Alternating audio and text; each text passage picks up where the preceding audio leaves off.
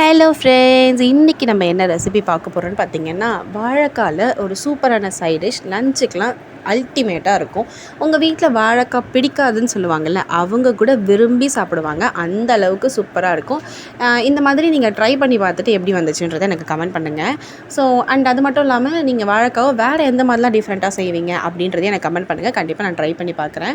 அதுக்கு ஃபர்ஸ்ட் பார்த்திங்கன்னா, இந்த மாதிரி ஒரு சூப்பரான வாழைக்காவை எடுத்து கட் பண்ணிவிட்டு நான் வந்து வேக வச்சு எடுத்துக்க போகிறேன். நீங்கள் இதை டேரெக்டாகவும் எடுத்துக்கலாம், பட் இந்த மாதிரி வேக வச்சு எடுக்கும்போது இன்னுமே சாஃப்டாக இன்னுமே சூப்பராக இருக்கும். நம்ம வந்து இந்த மாதிரி இட்லி பாத்திரத்தில் தான் வேக வச்சுக்க போகிறோம். ஸோ இட்லி எடுக்கிற டைம்லேயே எடுத்துக்கலாம். ஒரு 10 to 15 மினிட்ஸ்க்குள்ளேயே அது பர்ஃபெக்டாக வந்துடும். சம்டைம்ஸ் சில கிழங்குலாம் வேகாதில்ல, அதனால நம்ம ஒன்ஸ் நம்ம செக் பண்ணிக்கிறது சேஃப்னு நான் நினச்சி அதை செக் பண்ணிக்கிட்டேன். ஸோ அப்படி பார்த்தீங்கன்னா பர்ஃபெக்டாக வந்துருச்சு. இப்போது இந்த வாழைக்காய் வந்து நல்லா ஆறுனதுக்கப்புறமா இந்த தோலெல்லாம் நம்ம வந்து ரிமூவ் பண்ணி எடுத்துகிட்டு போகிறோம். நீங்கள் தோல் ரிமூவ் பண்ணும்போது உள்ளே பார்த்தீங்கன்னா இந்த மாதிரி பிளாக் கலரில் இருக்கும். ஏடா இது பிளாக் கலரில் இருக்குது அப்படின்னு நினச்சி நீங்கள் பயப்பட வேண்டாம். நம்ம வேக வச்சு எடுத்ததுனால தான் இந்த மாதிரி பிளாக் கலரில் இருக்குது. மற்றபடி காய் வந்து ரொம்ப சூப்பரான காய் தான், அதை பற்றி பயமே இல்லை. அடுத்து பார்த்திங்கன்னா நம்ம இந்த மாதிரி துருவி எடுத்துக்கலாம். கேரட்லாம் துருவோம்ல, அந்த மாதிரி கொஞ்சம் பெருசாக இருக்கிறதுல நம்ம துருவி எடுத்து வச்சுக்கலாம்.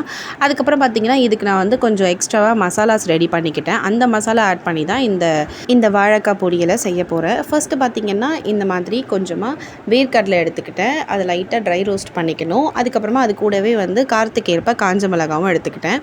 இந்த பீனட் இருக்குல்ல, அது வந்து நல்லா ரோஸ்ட் ஆனதுக்கப்புறமா நம்ம ரெண்டுமே எடுத்துடலாம். இதில் இருக்கிற தோலெல்லாம் ரிமூவ் பண்ணிவிட்டு நம்ம வந்து இதை அரைச்சி எடுத்துக்க போகிறோம். ஸோ இந்த மசாலாவை தான் நம்ம அதில் ஆட் பண்ணிக்க போகிறோம். ஃபஸ்ட்டு இந்த மிளகாவை இதில் சேர்த்துக்கோங்க. இதை லைட்டாக அரைச்சிட்டு அதுக்கப்புறமா இதில் வந்து நம்ம வேர்க்கடலையும் சேர்த்து அரைச்சிக்க போகிறோம். அதுக்கு ரீசன் பார்த்திங்கன்னா, இந்த மிளகாய் வந்து அவ்வளோ சீக்கிரத்தில் அரைப்படாது, அதனால் ஃபஸ்ட்டே வந்து இதை அரைச்சி எடுத்துக்கிறோம். அதுக்கப்புறமா நம்ம உரித்து வச்சுருந்தோம்ல இந்த வேர்க்கடலையும் இதில் சேர்த்து இந்த மாதிரி கொஞ்சம் குறப்பாக அரைச்சி எடுத்துக்கலாம். இதை தான் வந்து நம்ம அதில் மசாலாவை ஆட் பண்ணிக்க போகிறோம். இந்த அளவுக்கு இருந்தால் பர்ஃபெக்டாக இருக்கும். இப்போ ஒரு பேனில் கொஞ்சமாக எண்ணெய் விட்டுட்டு கடுகு, உளுத்தம்பருப்பு, கடலைப்பருப்பு இது எல்லாத்தையும் சேர்த்துட்டு இதை நல்லா ரோஸ்ட் பண்ணிக்கலாம். அதுக்கடுத்து இது கூட வந்து வெங்காயம், பச்சை மிளகாய், தக்காளி இது மூணுமே ஆட் பண்ண போகிறோம். ஸோ நீங்கள் ஆல்ரெடி இந்த மிளகாய் வந்து நம்ம ஆட் பண்ணியிருக்கோம்ல, சிகப்பு மிளகாய், காஞ்ச மிளகாய், அதனால் நம்ம காரத்துக்கு ஏற்ப தான் இந்த பச்சை மிளகாயும் எடுத்துக்கணும். ரெண்டுமே சேர்க்கறதுனால ஒரு சூப்பரான டேஸ்ட் கொடுக்கும். இது நல்லா வதங்கினதுக்கப்புறமா இதில் கொஞ்சமாக இஞ்சி பூண்டு பேஸ்ட்டும் கருவேப்பிலையும் சேர்த்துக்க போகிறோம். அதுக்கப்புறம் பார்த்திங்கன்னா நம்ம வேக வச்சு துருவி வச்சுருந்தோம்ல அந்த வாழைக்காவையும் இதில் சேர்த்துக்கலாம். இப்போ நல்லா இது ஒரு தடவை மிக்ஸ் பண்ணி விட்டுருங்க. கொஞ்சம் நல்லா ரோஸ்ட் ஆனதுக்கப்புறமா தான் இதில் வந்து நம்ம அந்த மசாலாவே ஆட் பண்ண போகிறோம். அதுக்கு முன்னாடி கொஞ்சமாக உப்பு சேர்த்துக்கலாம். அண்ட் உங்ககிட்ட வந்து இந்த காராமணி இல்லை சுண்டல், பட்டாணி இந்த மாதிரி எது இருக்கோ அதையும் நீங்கள் அடிஷ்னலாக ஆட் பண்ணிக்கிட்டிங்கன்னா இன்னுமே சூப்பராக இருக்கும். இதெல்லாம் சாப்பிட மாட்டேன் அப்படின்னு சொல்கிற பசங்க கூட இதில் ஆட் பண்ணி கொடுத்துட்டிங்கன்னா கண்டிப்பாக கொஞ்சமாச்சும் அவங்க சாப்பிட்ருவாங்க. அதுக்காக தான் இந்த மாதிரி நம்ம என்ன பொரியல் செஞ்சாலும் நீங்கள் வந்து இந்த மாதிரி பட்டாணி, சுண்டல் இல்லை வேர்க்கடலை அதை மாதிரி வேக வச்சு அதை சேர்த்துக்கோங்க. அடுத்து பார்த்திங்கன்னா நம்ம ரெடி பண்ணி வச்சுருந்தோம்ல அந்த மசாலாவை ஒரு 2 டேபிள் ஸ்பூன் அளவுக்கு அதில் சேர்த்துக்கலாம்.